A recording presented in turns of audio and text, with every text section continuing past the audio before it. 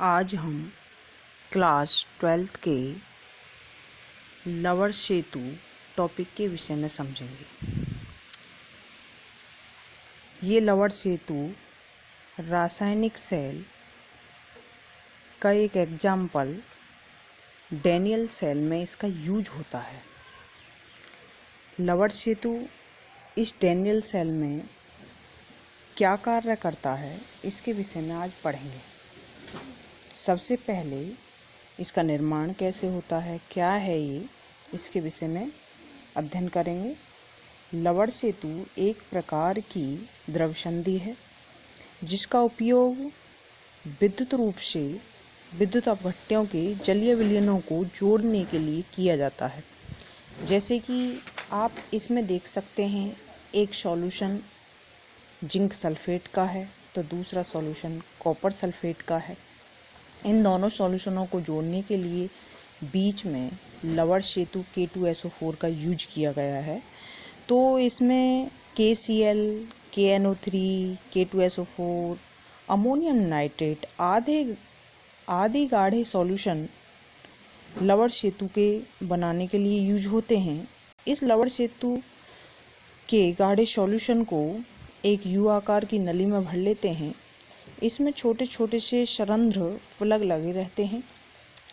अब इस लवर सेतु का महत्व क्या है, इम्पोर्टेंस क्या है, क्यों इसे लगाते हैं। डेनियल सेल में इलेक्ट्रॉन एनोड पर मुक्त होते हैं। एनोड कहाँ है, जहाँ जिंक का इलेक्ट्रोड है वहाँ पर, और इलेक्ट्रॉन कैथोड पर ग्रहण किए जाते हैं, जिसके कारण जिंक अपने जिंक आयनों में और कॉपर आयन Cu में यानी कॉपर में परिवर्तित हो जाता है, अर्थात Zn2 प्लस आयन में and copper 2 plus ion copper धातु में परिवर्तित हो जाता है। इस परिवर्तन में जिंक अर्ध सेल में जिंक आयनों में और कॉपर अर्ध सेल में सल्फेट आयनों की संख्या बढ़ जाती है।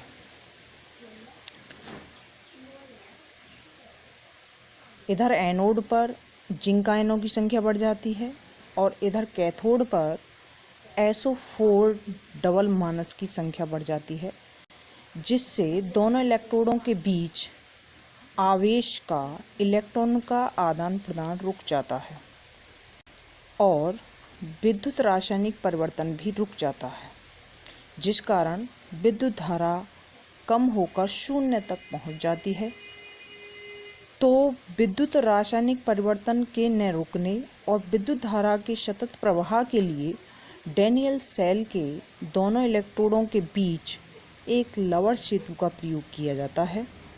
लवर सेतु की उपस्थिति में आवेश विपरीत आवेशित सेल की ओर प्रवाहित होने लगते हैं। ऋणायन कॉपर इलेक्ट्रोड के पास से CuSO4 विलयन लवर सेतु तथा ZnSO4 विलयन से होते हुए जिंक छड़ तक पहुंचते हैं।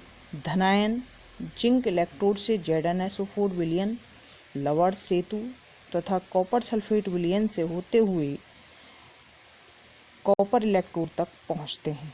इस प्रकार डेनियल सेल में लवर सेतु के प्रयोग से विद्युत धारा प्रवाहित हो जाती है।